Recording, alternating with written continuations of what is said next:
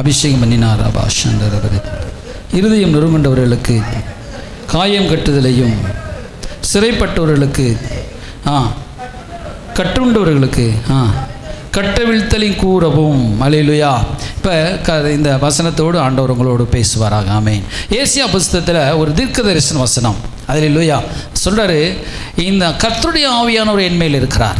அல்லேலூயா. ஆவியானவர் நம்ம இயேசு கிறிஸ்து மேலே இருந்தார். கர்த்தருடைய ஆவியானவர். இந்த வசனத்தை நம்ம பார்த்தோம்னா அடுத்து பாருங்கள், ஒரு சந்தோஷமான வசனம். கர்த்தருடைய அனுக்கிற வருஷத்தையும் நம்முடைய தேவன் நீதியை சரிக்கட்டும் நாளையும் கூறவும், துயரப்பட்ட அனைவருக்கும் ஆறுதல் செய்யவும், அப்புறம் சீயோனிலே துயரப்பட்டவர்களை சீர்படுத்தவும், அவர்களுக்கு சாம்பலுக்கு பதிலாக சிங்காரத்தையும், துயரத்துக்கு பதிலாக ஆனந்த தைலத்தையும், ஒடுங்கின ஆவிக்கு பதிலாக துதியின் உடையையும் கொடுக்கவும் அவர் என்னை அனுப்பினார்.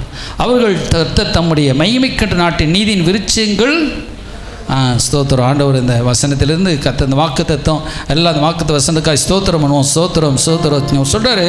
என்னென்னா, சாம்பலுக்கு பதிலாக என்ன வரும்? சிங்காரத்தை கொடுக்குற தேவன். அல்லேலூயா. இப்போ சாம்பலில் கிடக்கிறவனுக்கு ஒரு சிங்காரம் தருகிறார், அழகுபடுத்துகிறார். சிங்காரம் என்றால் என்ன? சிங்காரித்துக் கொள்வார்னு வாசிக்கிறோம் பாருங்க 10ஆம் வசனத்தில். அதே 61:10 சொல்கிறாரு, கர்த்தருக்குள் பூரிப்பாய் சோத்திரம் என் ஆத்துமா கழிகிறது, மரணம் மணவாளன் ஆபரணங்களால் தன்னை அலங்கரித்து கொள்ளுகிறதற்கும், மணவாட்டி நகைகளினால் தங்களை சிங்காரித்து கொள்ளுகிறதுக்கும். அல்லேலூயா. இந்த சிங்காரம் எதுக்கு தேவை? இந்த நமக்கு என்ன சிங்காரம் ஆண்டவர் கொடுத்துருக்காரு? ஆண்டவர் நமக்கு ரட்சிப்பென்னும் சிங்காரம், அல்ல ரட்சிப்பென்னும் உடை இல்லையா? அப்புறம் ஆவிக்குரிய வஸ்திரம், இதெல்லாம் கொடுத்துருக்காரு. இந்த சிங்காரம் என்னது? மணவாட்டி என்ன நகைகளினால் அலங்கரிப்பது போல, அல்ல ஆபரணங்களினால். மணவாளன் ஆபரணங்களாலும் அலங்கரிக்கலாம் சொல்கிறார். அப்புறம் என்ன சொல்கிறாரு? மணவாட்டி நகைகளினால். நகை எதில்? அது எதுக்கு ஒப்புமையாக சொல்கிறாரு? இயேசு கிறிஸ்து மணவாளன். நம்மளை நகைங்கிறது என்னப்பட்டிருக்கிறது? நகைங்கிறது ஒரு விலையேறப்பட்ட ஒரு சொத்து, தங்கப்பொருள். ஒரு மோதிரம், கழுத்தில் ஒரு செயின். அந்த காலத்து ராஜாக்கள் கழுத்தில் ஒரு செயின் போட்டிருப்பாங்க, மோதிரம் போட்டு மோதிரத்தை குத்தி இதான் என்னுடைய ஆணைன்னு சொல்லுவாங்க. உடனே அதை கொண்டு குதிரையில் ஓடி போய் பிரசங்கம் பண்ணுமா, இந்த ராஜாவின் முத்திரை மோதிரம் இருக்குது, ஒருத்தனும் கை நீட்ட முடியாது. புரியுதா உங்களுக்கு? அப்போ இந்த ஆபரணங்களில் ராஜாவுடைய முத்திரை மோதிரத்துக்கு பவர் இருக்குது. அல்லேலூயா. இப்போ நீங்கள் சிங்காரிக்கிறது சும்மா கம்மல் போடுறோம். சரி, நான் கூட நினைப்பேன், நம்ம பிள்ளைகள் என்ன செய்கிறாங்க? கம்மல் போட்டு போகிறாங்க, ஸ்தோத்திரம், நகை போட்டு போகிறாங்க. என்னத்தை மிஞ்சி போனால் 2 நகை போடுவாங்க. அது ஒரு பாவமாக நம்ம எதுக்கு பிரசங்கம் பண்ண விட்டுருவேன் இல்லையா? சிலர் அதுதான் பெரிய தப்புன்னு சொல்லுவாங்க. நகை போடுறது பெரிய தப்புன்னு சொல்கிறாங்க. சரி, தப்போ ரைட்டோ ரெண்டாவது இருக்கட்டும் இல்லையா? அல்ல, தங்க நகை போடுறது, அப்புறம் அப்படியே அழகுக்கு அப்படியே, இது உண்மையிலே எனக்கு சரி ஏதோ போட்டு போகிறாங்கன்னு நினச்சேன். ஆனால் ஒரு காரியத்தை கர்த்தர் உணர்த்தினார். எங்கன்னா, நம்ம அழகாபுரியில் ஊழியம் செய்கிற இடத்துல ஸ்தோத்திரம் ஒரு 2 சகோதரி இருக்கிறாங்க, காந்திமதி அண்டு பஞ்சவர்ணம். இந்த பஞ்சவர்ணம்மாவை சிஸ்டர், நம்ம பிரதர், அவங்க அம்மா எல்லாம் போய் கூப்பிட்டு வந்தாங்க. ஆனால் இந்த காந்திமதிங்கிற சகோதரி வராது. ஆள் இவ்வளோ தான் இருக்கும், வீட்டுக்குள்ளேயே இப்படி ஒட்டிங்கி இருக்கும். அப்படியே பிரதருக்கு தெரியும், காந்திமதியை அப்படியே ஒளிஞ்சிக்கிடும். போனால் போன்னு சொல்லி வரட்டும், உங்களுக்கு பேதையான வாழ்க்கை நமக்கு புரியாது. முடிஞ்சிட்டு அப்படியே எனக்கு என்ன அப்படியே ஒடுங்கி போயிட்டாங்க. வயசு 45 வயசு நினைக்கிறேன். ஆனால் 70 வயசு கிளவி மாதிரி இப்படியே ஒடுங்கிட்டு எதுக்கும் வரமாட்டாங்க, அது போவாங்க போல். ஆனால் பார்த்தா அம்பிகாஸ்டர்கிட்ட கம்மலை வாங்கி போட்டு, இப்போ இயேசுன்னு அதை ஏற்றுக்கிட்ட பிறகு கம்மலாம் வாங்கி போட்டுட்டு முன்னாடி உட்காந்து, பாஸ்டர்யா சோத்திரம், இப்போ சீக்கிரம் வந்துருங்கய்யா, சோத்திரம். அப்போ தான் முகத்தை பார்க்குறேன், அந்த அக்கா முகத்தை. அல்லேலூயா. அடா, கம்மல்லாம் போட்டு, ஒரு சின்ன கம்மல் நம்ம சொல்கிறோம், கடவுள் அது உங்களுக்கு பிடிச்சா ரைட்டு, பிடிக்கான் ரைட்டு. அந்த கம்மலில் என்னென்னா, அந்த கம்மலை குத்தி பார்த்துட்டு அப்படியே கண்ணாடியில் பார்க்குறது, அலங்கரிக்கிறது. அல்லேலூயா. பிள்ளைக்கு ட்ரெஸ்ஸை போட்டு விட்டு அழகாக இருக்கா பிள்ளை, பார்க்குறீங்களா பார்க்கலையா, அது மட்டும் தப்பு கிடையாது. பிள்ளைக்கு கம்மலை வாங்கி போட்டு உங்களை பார்க்குறீங்க, பிள்ளையும் பார்க்குறீங்களே. அதே போல் தான் ஆண்டவர் நமக்கு கம்மல் கொடுக்கல. கம்மல் நீங்களாம் வாங்கி போட்டுக்கோங்க. நம்மளை பரிசுத்தம் என்னும் அலங்காரத்தால் நிரப்புகிறார், ரட்சிப்பு என்னும் அலங்காரத்தால் நிரப்புகிறார், நம்மளை சந்தோஷம் என்னும் அலங்காரத்தால் நிரப்புகிறார். நம்மளை சமாதானம் என்னும் அலங்காரத்தான் நிரப்புகிறார். சமாதானம் என்கிற ஒரு நகை, சந்தோஷம் என்கிற ஒரு நகை, நம்மளை ஒரு ஜாலி, ஒரு சந்தோஷத்தினால் நிரப்புகிறார். அல்லேலூயா. அந்த அக்கா முகத்தில் பார்த்தா அப்படியே ஒரு சந்தோஷமாக இருக்கிறாங்க. அந்த சிறையிருப்பிலிருந்து நான் ஒன்றும் அழகு இல்லை, நான் ரொம்ப ஒன்றும் லாய்க்கல, அதை படிக்கலை, அம்மா அப்பா கிடையாது, என்னை யாரும் கல்யாணம் கிட்ட வரல, மூளையில் முடங்கி இருக்கிற அந்த அக்காவை ரட்சிப்பின்னும் வல்லமை போய் தொட்டுச்சு. நகை தொடல நான் சொல்ல, ரட்சிப்பு தான் தொட்டுச்சு. என் சிஸ்டர் போய் பார்க்குறாங்க, கூப்பிட்றாங்க, வாப்பா வாங்க. வந்த பிறகு பார்த்தா அவங்க பக்கத்தில் இருக்கலாம் சொல்கிறாங்களா, இந்த அக்கா வீட்டுக்குள்ள முடங்கியே கிடப்பாங்க. இப்போ சர்ச்சுக்கு வந்த பிறகு கொஞ்சம் பேசுகிறாங்க, நல்லா எங்கள் கூட நல்லா பேசுகிறாங்க. இப்போ தான் அந்த அக்கா இப்போ முகத்திலே சந்தோஷம் தெரியுது. கையை தட்டி ஆண்டவராண்டி சொல்லுவா, அல்லேலூயா. இந்த ஒரு சந்தோஷம், அல்லேலூயா. அந்த அக்காவை ஒருத்தன் நீ கவனமாக கேளுங்க, ஒருத்தன் ஒடுங்கி போய் கிடக்கிறான், துக்கமாக இருக்கிறான். அம்மா இறந்துட்டாங்க, அப்பா இறந்துட்டாங்க, எதுக்கு துக்க வஸ்திரம் எடுத்து கொடுக்குறாங்க? அது எனக்கே புரியாமல் இருந்துச்சு. சிலர் நகை மோதிரெல்லாம் போடுவாங்க. நானே சண்டை போட்டிருக்கேன், என்ன அவங்க அம்மா இறந்ததுக்கு மோதிரெல்லாம் போட்டிருக்காங்க அப்படின்னு சொல்லி நான் சொல்லுவேன். ஏன்னா இப்படிலாம் போடணுமா? ஆனால் ஏன் அப்படி செய்கிறான்னா, துக்க வஸ்திரத்தை ட்ரெஸ் எடுத்து கொடுக்குறான், சாப்பாடை போடுறான். ஆனால் அவன் துக்கத்தை மாற்றுறதுக்கு இவனும் போய் தற்கொலை பண்ணிடக்கூடாது, இவன் போய் அம்மாவை நினச்சி தற்கொலை பண்ணிடக்கூடாது, இவன் மூளையில் முடங்கிடக்கூடாது. அதனால் துக்க வஸ்திரத்தை கலைன்னு சொல்லி ஆண்டவர் தான் கொண்டு வந்தார். அப்படி வேறு மதத்தினர் எடுத்தாங்க. இப்போ இந்த அக்காவை கூடுதல் பண்ணுது. ஆண்டவர் சொல்கிறாரு, இந்த சிறு மூளையில் இருந்த அந்த அக்காவை இந்த தாழ்வு மனப்பான்மை அதிலிருந்து வெளியே கொண்டு வருது. தாழ்வு மனப்பான்கிற ஒரு பிசாசு இருக்குது தெரியுமா? பாவம் மட்டும் ஒரு பிசாசு கிடையாது. நான் ஒன்றும் இல்லை, ஐயோ நான் என் பிரசங்கத்தை யாரும் கேட்பா, எனக்கு பாட தெரியாது, எனக்கு பேச்சு வராது, எனக்கு சிரிக்க தெரியாது, 4 பேரோடு கூட உட்காந்து பேச தெரியாது என்ற எண்ணம் இருக்குது, நான் ஒன்றும் கிடையாது அப்படி பிசாசு முடக்கிடுவான்.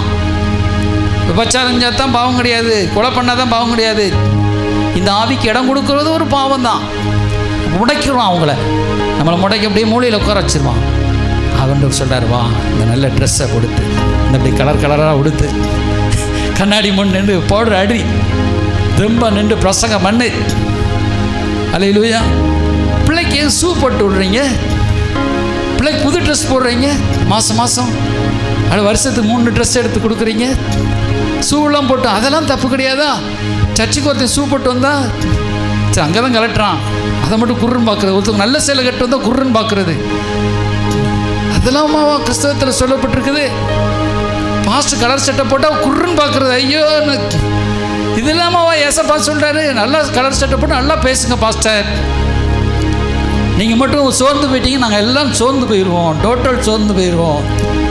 நான் சோர்ந்து போயிட்டேன்னா உங்களை எல்லாத்தையும் சோர்ந்து பண்ணிடுவோம். அதனால தான் என்னையை மாற்றிக்கொள்கிறேன், புதுசாக மாறுவேன். பிசாசு என்னை ஒன்றுமே செய்ய முடியாது.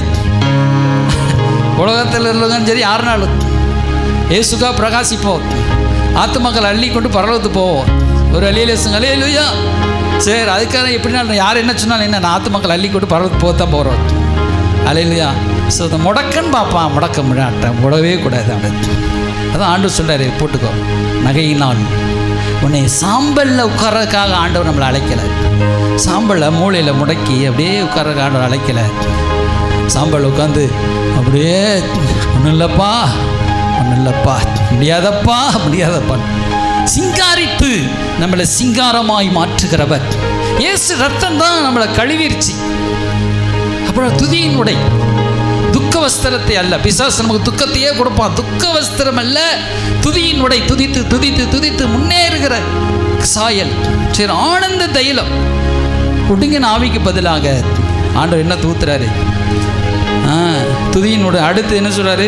துயரத்துக்கு பதிலாக ஆனந்த தைலம். துயரத்துக்கு பதிலாக ஆனந்த தைலமே, துயரத்துக்கு பதிலாக ஆனந்த தைலத்தை விட்டார்.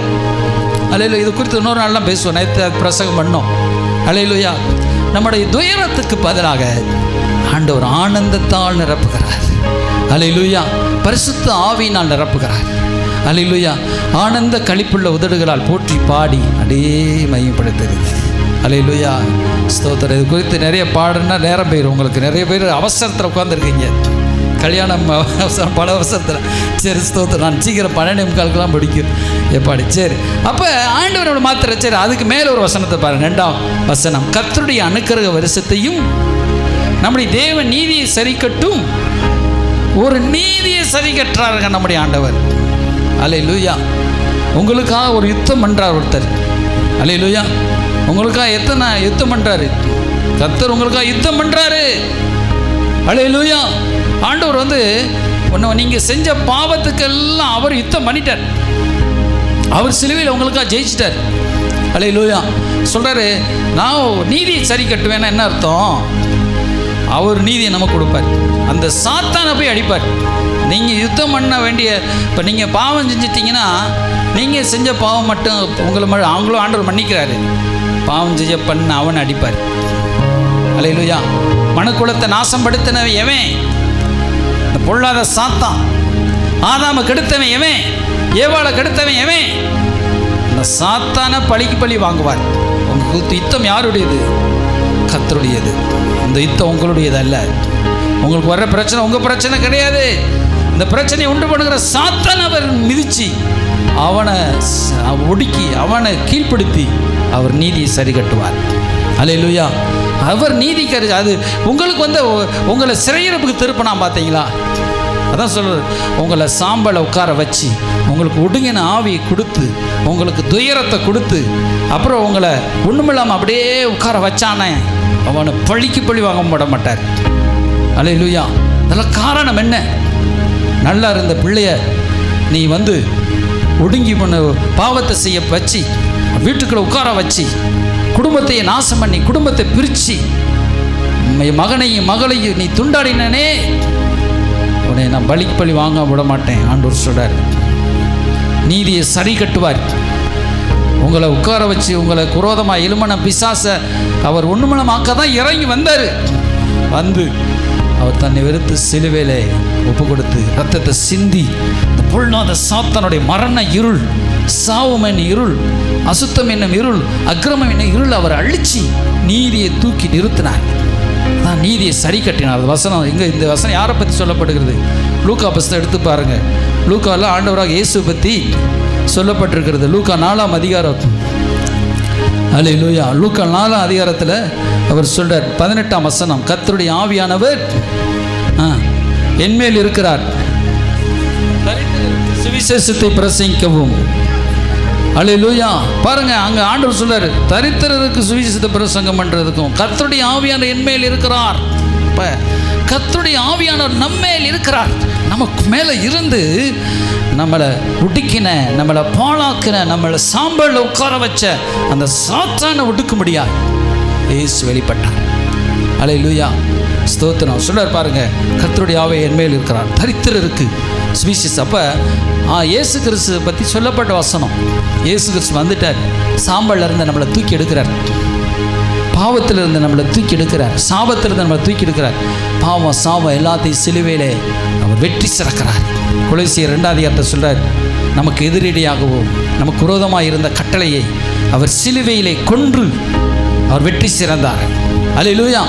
நமக்கு விரோதமாக எழுதப்பட்ட எல்லா நியாயப்பிரமாணங்களையும் அவர் சிலுவையிலே ஜெயிச்சார். அல்லேலூயா. அப்புறம் அவர் பாருங்க, நம்ம குருடனாக இருந்தோம், கண் பார்வை கொடுத்தார். நம்ம பலவீனமாக இருந்தோம், பாருங்க பிரசித்த நொறுங்குண்டு போய் கிடந்தோம், இருதயம் நொறுங்குண்டு தற்கொலைக்கு நேராக போய்கிட்டு இருந்த என்ன ரட்சித்தார்.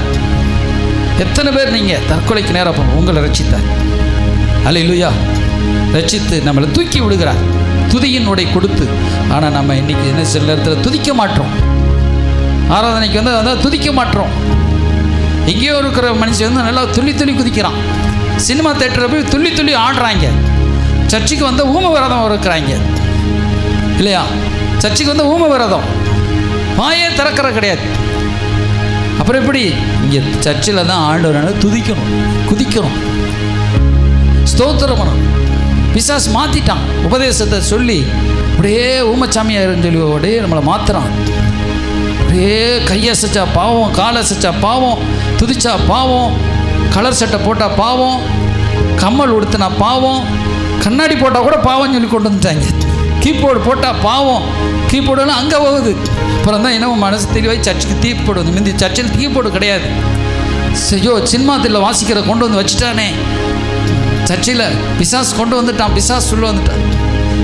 டிவியாக சொன்னாங்க, ரைட்டு, டிவியில் பிசாசு வரான், பிசாசு தான் டிவியை கொண்டு வந்தான். கடைசி டிவியில் பிரசங்கம் பண்ண ஆரம்பிச்சாச்சு நம்மளு. இப்போ டிவி புனிதமான மாறி போச்சு. அப்படியா? டிவியும் டிவியில் பிரசங்கம் பண்ண ரூபா கட்டி பிரசங்கம் பண்ணுறாங்க இப்போ ஊழியக்காரங்க, இல்லையா? ஸ்தோத்திரம். இப்போ நான் டிவியில் இப்போ கொஞ்சம் நேரம் பிரசங்கம் பண்ணலை, முந்தி பண்ணேன், சுவிசேஷத்தை அறிவிச்சு. அல்லையா, நமக்கு ஃப்ரீயாக வாய்ப்பு கிடைச்சி காசு கட்டி பண்ணோம். அல்லையா, யூடியூப்பில் ஒன்றும் விட மாட்டாங்க. யூடியூப்பில் எடுத்தானா அந்த யூடியூப் பிசாசு சொன்னாங்க, இப்போ யூடியூப்லேயும் போட்டு விட்றாங்க. இப்போ அவங்களுக்கு ஒரு சட்டம் வந்துச்சுன்னு மாற்றிக்கிறாங்க. நம்மள மாதிரி அப்புறாணி சப்பராணி கிடச்சா ஏறி மேய்கிறாங்க, குதிக்கிறாங்க. அவங்களுக்குன்னா ஒரு சட்டம்.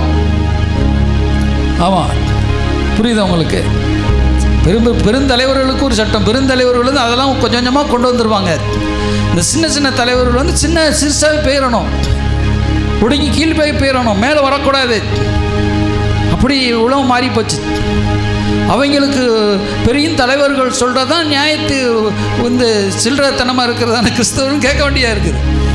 பெரிய தலைவர்கள், பெருங்கிறிஸ்தவர்கள் சொல்கிற, பெரும் தலைவராக இருக்க கிறிஸ்தவர் சொல்கிறதான் கிறிஸ்தவ சபைகள்லாம் கேட்குறோமா? ஏசு சொல்கிறத கேட்கக்கூடாதா? பைபிள் சொல்கிறத கேட்கக்கூடாதா? பைபிள் சொல்கிறத கேட்கக்கூடாதா? நீங்கள் மாறி போச்சு. யூடியூப்பில் எவன் பிரசங்கம் பண்ணுறானோ, ஒயிட் சேலை கட்டினா தான் பரிசுத்தம் பிரசங்கம் பண்ணுவான். இன்னைக்கு நாளைக்கு அவன் கலரை போட்டுட்டு வந்து கலர் தான் பரிசுத்தம் சொன்னால் ஒத்துக்கிறது இந்த சில்லறை சின்ன சின்ன சபைகளாக. ஏன் அதேண்டி சின்ன சபைகளுக்கு புத்தியே இல்லையா? நான் 30 வருஷம் ஒழிஞ்சுக்கிறேன், 25 வருஷம் ஒழிஞ்சுக்கிறேன். நான் நீ காரில் போனான்னு ஏசியில் இருந்தால் என்ன, நான் தெருவிலையும் குப்பையிலும் ஜுபிச்சு சொல்லிட்டு இங்கே வந்து நிற்கிறேன். எனக்கும் தெரியும், ஆவியானவர் பற்றி எனக்கும் தெரியும், பைபிளை பற்றி எனக்கும் தெரியும். ஆமாம், பவுல் சொல்கிறார்ல, நான் அப்போஸ்தலன் நல்லவா அப்படின்னு சொல்கிறார். எனக்கும் அப்போஸ்தலர் பட்டம் இருக்குமாப்பா சொல்கிறார். அல்லேலூயா. அதுக்கு நம்ம வர்ற மக்களை அப்படியே துன்பப்படுத்தி சிறுக பண்ணி ஒன்றுமில்லாமாக்கி அவன் என்னத்தையோ கொஞ்சம் நம்பிக்கையில் வர்றான், அந்த நம்பிக்கை இழக்க பண்ணி மக்களை அதை செஞ்சால் பாவம், இதை செஞ்சால் பாவம், குற்றப்படுத்தியே சாக பண்ணி ஒன்றுமில்லாமாக்கிறதா கிறிஸ்தவம் மாறி போச்சு, இல்லையா? இப்போ கருப்பு இது இருக்குது, கருப்பு ட்ரெஸ் போட்டு போனால் பாவம். இப்போ கருப்பு முடியை மட்டும் கருப்பாக்குறதுக்கு கருப்பு மையடிக்கிறாங்க, அது தப்பு கிடையாது. இன்னும் கருப்பாகட்டும் மையடிக்கிறாங்க. ஊழியக்காரா தான் சொல்கிறேன். நீங்கள் விசுவாசி நல்ல பிள்ளைய சரி அடிச்சுட்டு போங்க, பல்ல வைக்கிறீங்க, வழுக்கு தலை விழுந்துருச்சு, டோப்பா முடி போட்டுக்கிறீங்க, வீட்டில் ஏசி ரூமில் அப்படியே தூங்குறது, காசை தனியாக செலவழிக்குது. இங்கே இருக்க சில்லற ஒரு சின்ன சின்ன விசுவாசிக கஷ்டப்பட்டு அப்படியே வேலை செஞ்சு கொடுக்குறது. இன்றைக்கி பெரிய பெரிய ஊழியக்காரங்க அதனால இஷ்டம் பட செலவழிச்சிட்டு போ. ஆனால் இருக்கிற விசுவாசியை நசுக்காத. அப்படியே விசுவாசி அப்படியே நசுக்கி இந்த விசுவாசியை கறந்து நான் தான் பெரிய ஆள், நான் தான் பரிசுத்தவான். அல்லேலூயா. எல்லோரும் ஸ்தோத்திரம். நல்லா இருக்கிறீங்களா? ஸ்தோத்திரம். ஆண்டவர் உங்க கூட இருப்பாராக. மகளே, நீ இப்படி வந்திருக்கிறாய், கொஞ்சம் சிமிட்டிட்டு வந்த மாதிரி இருக்குது. எதுக்காக சிமிட்டிட்டு வந்தாய்? நீ மூஞ்ச துங்க போட்டெல்லாம் வரணும். ஏன் சபையில் சிரிக்கிறாய்? பாவம், சிரித்தால் பாவம். அப்பா வீட்டில் சிரிக்காம வேறு எங்கடா போய் சிரிப்பாங்க? ஸ்தோத்திரம். ஏசப்பா வீட்டில் தான்டா சிரிக்க முடியும். அவர் தான் நம்முடைய கதாநாயகர். அல்லேலூயா. அவர் தான் நம்முடைய பரிசுத்த. இங்கே ஏற்கனவே ஒரு பொய் பேசி தான் குத்தம் நினச்சி ஜெபம் பண்ணிக்கிட்டு இருக்கிறான். அது இன்னொன்று சர்ச்சுக்கு வர வேண்டாமான்னு இருக்கிறான். அவனை பிடிச்சிட்டு இன்னும் அந்த இதை செய்கிற இதை செய்யணுன்னா எப்படி சர்ச்சுக்கு வருவான்? 4 பேர்த்து எப்படி கூப்பிட்டு வருவான்? சின்ன சின்ன பாவங்களை அவர் பார மாட்டார். அதுக்கு பாவம் செய்யுங்க நான் சொல்லலை. அதான் சொல்கிறாரு, கிருபை இருக்குது, கிருபை பாவத்தை மன்னிக்குது. ஆனால் அதுக்காக பாவம் செய்யலாமோ? இதை நம்ம ஃப்ரீடத்தை உணர நமக்கு அப்பா அவனுடைய அன்புனால பாவம் செய்ய மாட்டோம். அல்லேலூயா. அப்பா காசே கொடுக்காமல் இருக்கும்போது காசை திருட சொல்லும். அப்பாட்ட 10 ரூபா கேட்கும்போது 20 ரூபா கொடுக்குற அப்பாட்ட போய் காசை திருட சொல்லுமா? சொல்லுங்க. நம்பி இவ்வளோ ரூபா கொடுக்குறாரே, முதல் தட்டு திருடுவீங்க இல்லைன்னு சொல்லலை, அடுத்து கூட வந்துடுவீங்க. அப்பா என்னை நம்பி 10 ரூபாய்க்கு 100 ரூபா வச்சுட்டு போகிறீங்களப்பா, அப்படியே நான் வச்சுருக்கேன்ப்பா. அல்லேலூயா. ஹே, காசு எடுத்துடாத, 10 ரூபா எடுத்து 1 ரூபா எடுத்துடாத. கணக்கு பார்த்தா பிள்ளை திருட தான் செய்யும். 5 ரூபாய் தரும், 5 இந்தா 10 ரூபாய்க்கு 10 ரூபா வச்சுக்கோ, எல்லாம் உன்னுடையது. சில பிள்ளைங்க அப்படியே கொண்டு வந்து கொடுத்துருங்க. எங்கள் பிள்ளைகளாம் சிலர் அப்படியே கொண்டு வந்து கொடுத்துருங்க. வீட்டில் வந்தப்போ தான் வாங்கி, நானும் அப்படி தான் வெளியிலே சாப்பிட மாட்டேன், வீட்டுக்கு வந்தால் தான் அதுவும் கேட்பேன். சிஸ்டர் வஞ்சாலும் போட்டுருவாங்க. அல்லேலூயா, சரி ஸ்தோத்திரம். அப்போ பாருங்கள், நம்மளை கட்டுப்பாடு பண்ண வெடிச்சு கிளம்புவோம். நீ நல்லா இருப்பான்னு சொல்லிட்டான், அமைதியாயிருவான். அல்லேலூயா, ஸ்தோத்திரம். நீ சந்தோஷம் வான்னா தான் அப்போ தான் உண்மையாக சந்தோஷமாக வருவா. என்ன சிரிக்கிற அப்படின்னா, அப்போ ஒடுக்கி நம்மளை ஒடுக்கிறதுக்கு சபை இல்லைங்க. உங்கள் இருதயத்தை பரிசுத்தமாக்குங்க, இருதயத்தை சுத்திகரிங்க, இருதயத்தை இயேசு போல மாற்றுங்க.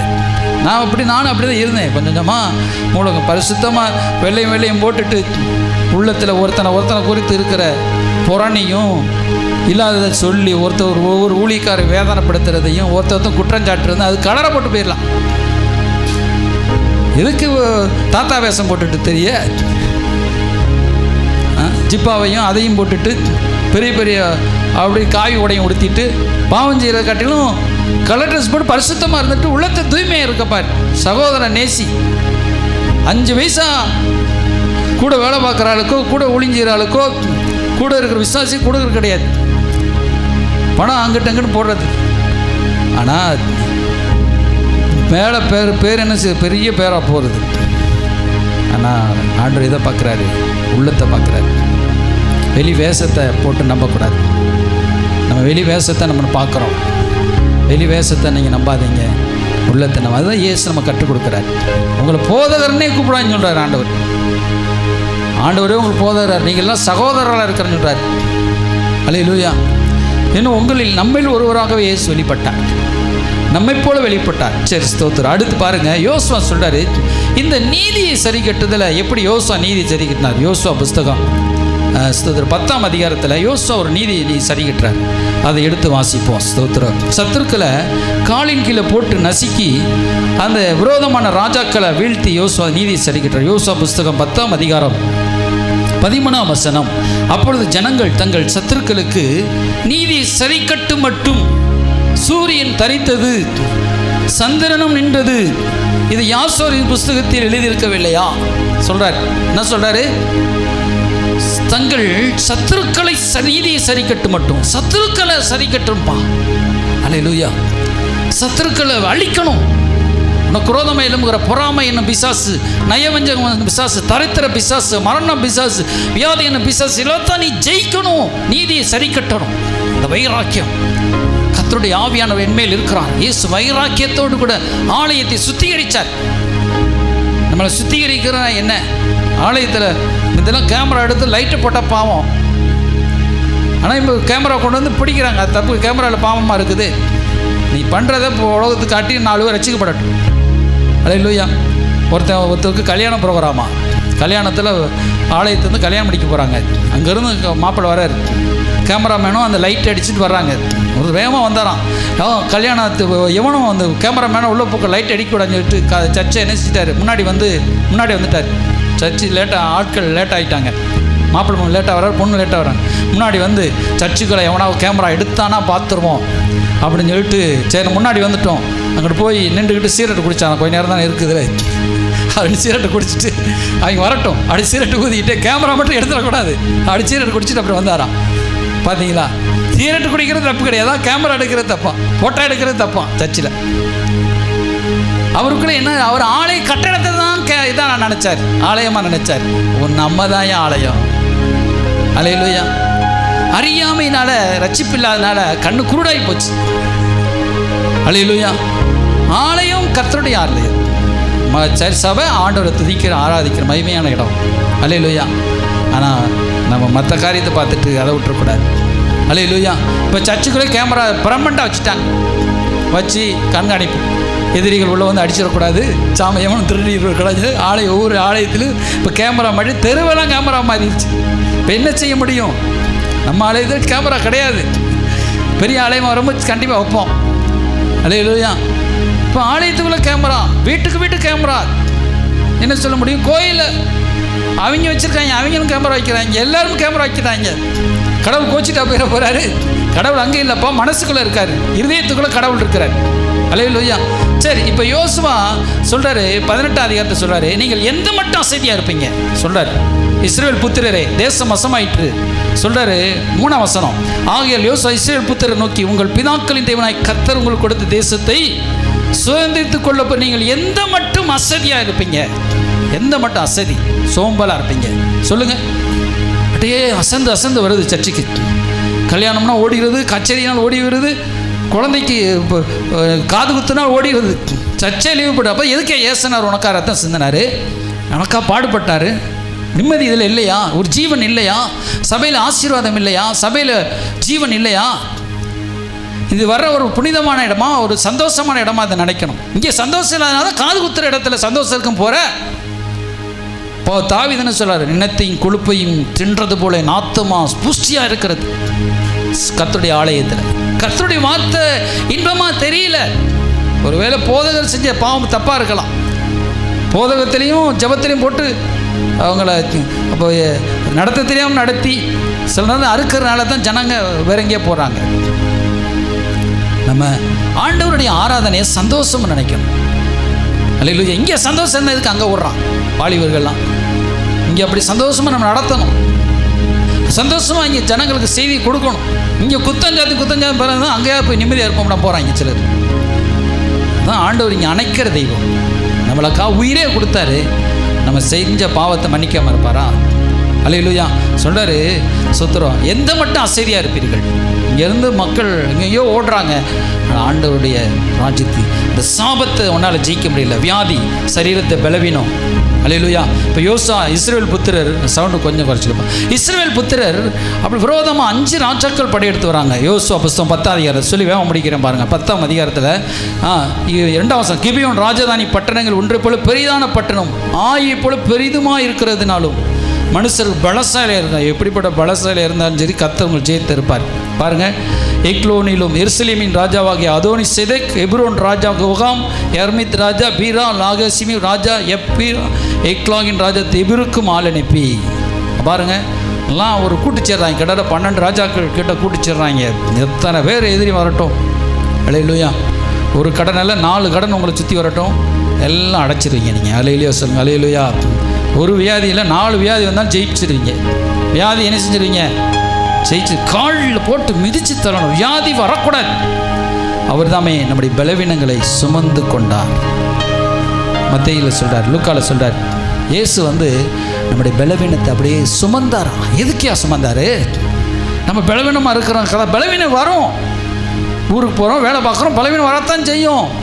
அடுத்து சுகம் கொடுக்க கர்த்தர் இருக்கிறாரு. கர்த்தர் நமக்கு சுகத்தை தந்துடுவார், பரிபூர்ண சுகத்தை தந்துடுவார். கேன்சர் வர விட மாட்டார், சாபம் வர விட மாட்டார். நான் சீக்கிரம் சாகணுமே சில செத்தே போயிட்டாங்க பாருங்கள். அந்த பெரிய பெரிய அந்த காலத்து ராஜாக்கள் இப்போ அதுக்கு ஓமையாக சொல்கிறாரு. கேன்சர் வியாதி, கடன் பிரச்சனை, சாப கட்டுகள், போராட்டம், வாழ்க்கையில் போராட்டம், பிரச்சனை, இதெல்லாம் நம்முடைய சுதந்திரத்தை வாங்கிருச்சு. இப்போ யோசுவா போய் எல்லாத்தையும் சுதந்திரம் ஆக்கிட்ட, ஜெயிச்சுட்டு சொல்கிறாரு, ஏன் ஆசையாக இருக்கிறீங்க? இன்னும் பங்கிடுற வேலை தான். நூல் போட்டு பங்கிடு. எதிரியை தோத்துட்டாரு. இப்போ வீட்டுக்குள்ளே இருந்த இப்போ ஒருத்தன் எதிரி வீட்டை சொந்தமாக்கிட்டான். அவனுக்கு துப்பாக்கி இருக்குது. யோசுவா அப்போ இயேசு போய் அவன்கிட்ட இருக்க துப்பாக்கியை பறித்து அவனை அடித்து அவனை காலை போட்டு நசுக்கி உடம்புலாம் ஆக்கிட்டாரு. வீடை எடுத்துக்கோ மகனேன்னு சொல்கிறார். உன் வீடு நீ எடுத்துக்கோ, திரும்ப வாழ்ந்துக்கோன்னு சொல்கிறார். சாத்தான கையங்களும் அவன் பிடிச்சி வெளியே தூக்கி போட்டார். அவன்கிட்ட இருக்கிற எல்லா பத்திரத்தையும் அவனுக்கு நீங்கள் எழுதி கொடுத்த பத்திரத்தெல்லாம் கிழிச்சு போட்டார். இப்போ உங்கள் பத்திரம் தான் இருக்குயா, ஏன் இப்படி அசதி? ஆனால் நீங்கள் வீட்டு வெளியே நிற்கிறீங்க. ஏசப்பா, அவர் உள்ளே போயிட்டார், ஏசு உள்ளே போயிட்டார், அவனை திறத்திட்டார். இப்போ வீட்டுக்குள்ளே போய் வீடை வாங்கிக்கோனாலும் அதுக்கும் அசதியாக இருக்கிறாங்க. இப்போ தான் இஸ்ரவேல் தேசத்தையே யோசுவா போய் ஜெயிச்சிட்டாரு.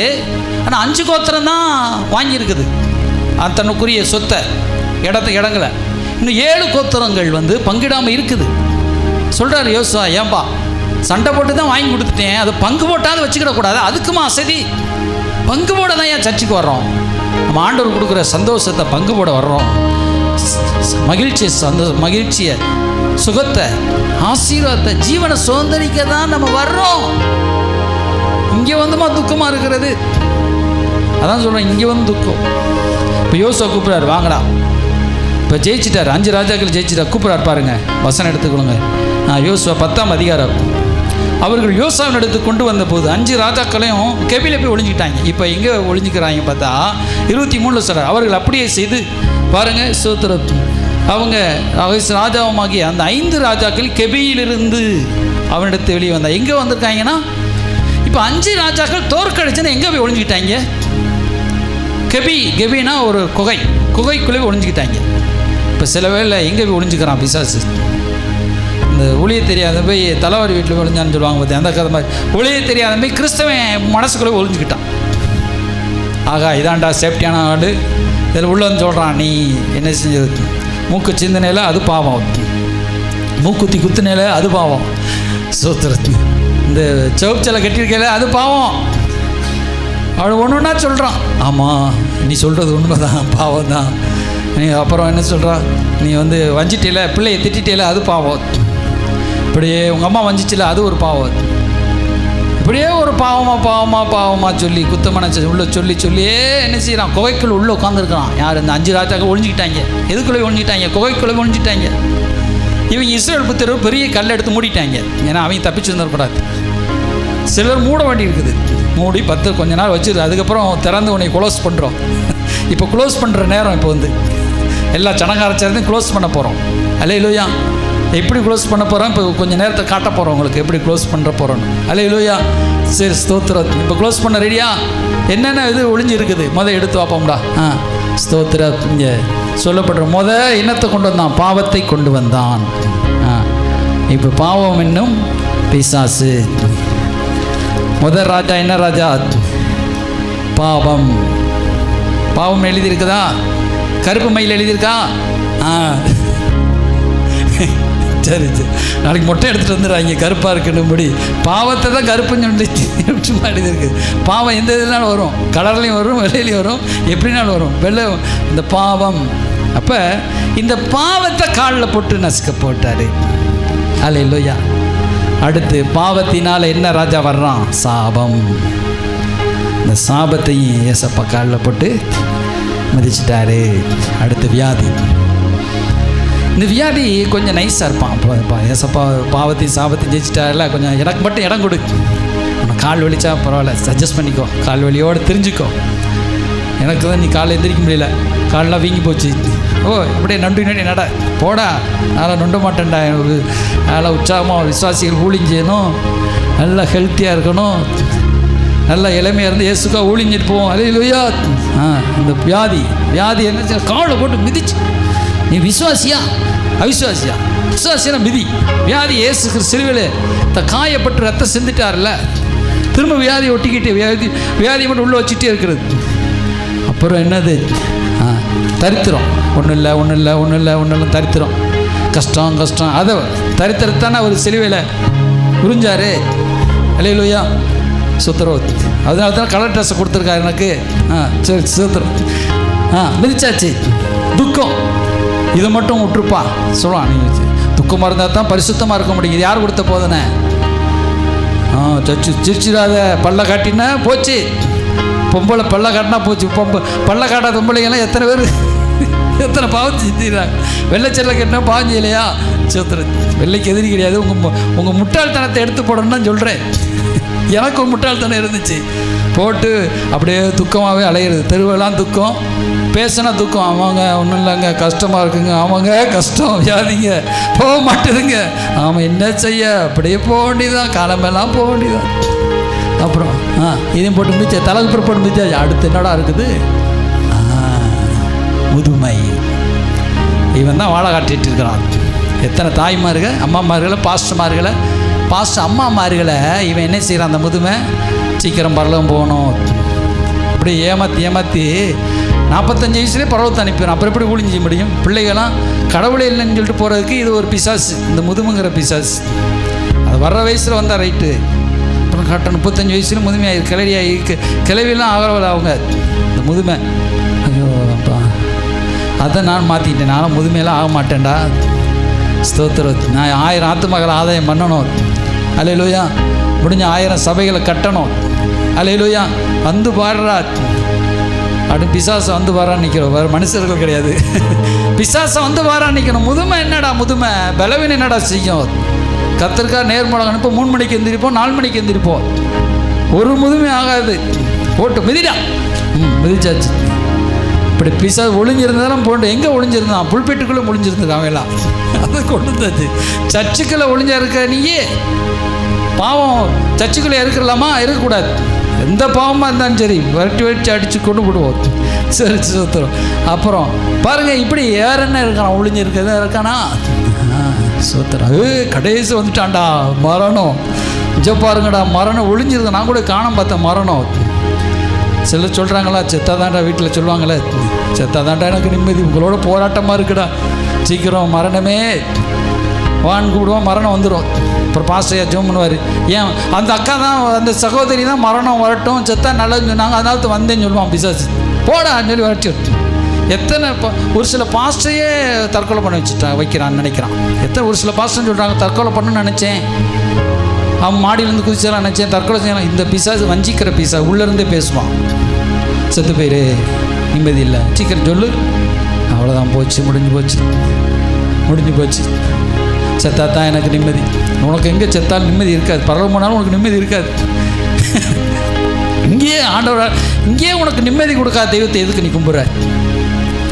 இங்கேயே உனக்கு நிம்மதி கொடுக்காத தெய்வத்தை எதுக்கு கும்புற? உங்களுக்கு இல்லை, பொதுவாக சொல்கிறேன், எல்லா சபைகளும் சொல்கிறேன். இங்கே நிம்மதி கொடுப்பான்னு தானே வந்தோம். வருத்தப்பட்டு பாரஞ்ச மக்களவே நான் உங்களுக்கு இளைப்பாறு தருவேன்னு சொன்னார். அப்புறம் இங்கே வந்த பிறகு துக்கம், கஷ்டமாக இருக்குங்க, சகிச்சு கொள்ளுங்க, பலவீனம். சில பலவீனங்கள் சரி, அது கூட சரி, உங்கள் விசுவாசத்தை விட உனக்கு ஆக்கடான்னு சொல்கிறார். ஆண்டவர் பூரண சுகமாக்கிட்டார்.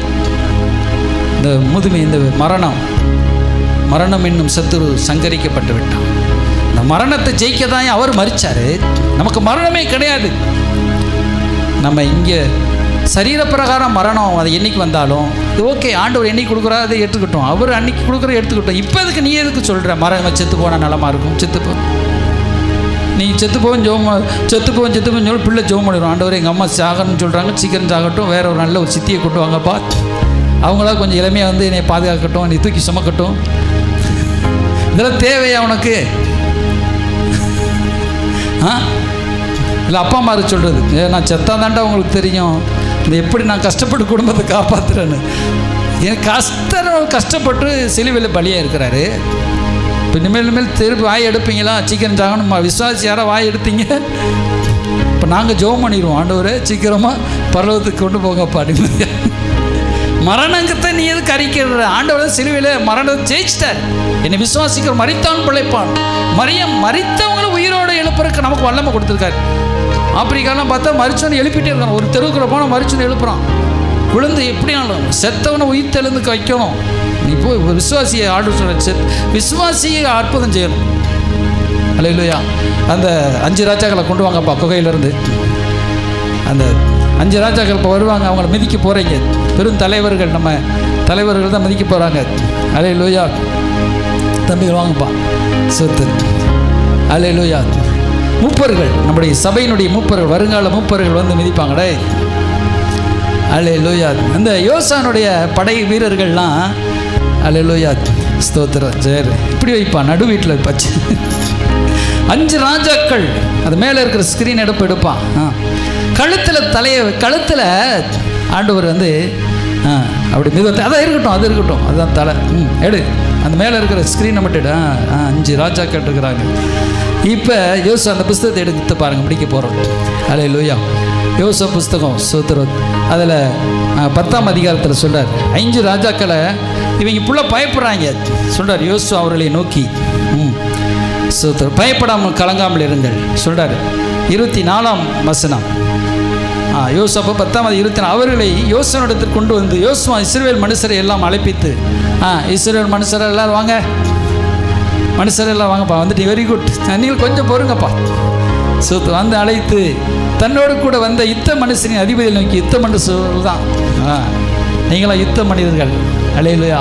யோசுவா இப்போ எல்லாரும் நீங்கள் என்ன செய்ய யுத்த மனிதர்கள். அல்லேலூயா. யுத்த மனிதர்கள் வந்து அது நீங்கள் கிட்ட வந்து உங்கள் கால்களை இந்த ராஜாக்களுடைய கழுத்துகளின் மேல் வையுங்கள். எங்கே வைக்க சொல்கிறாரு?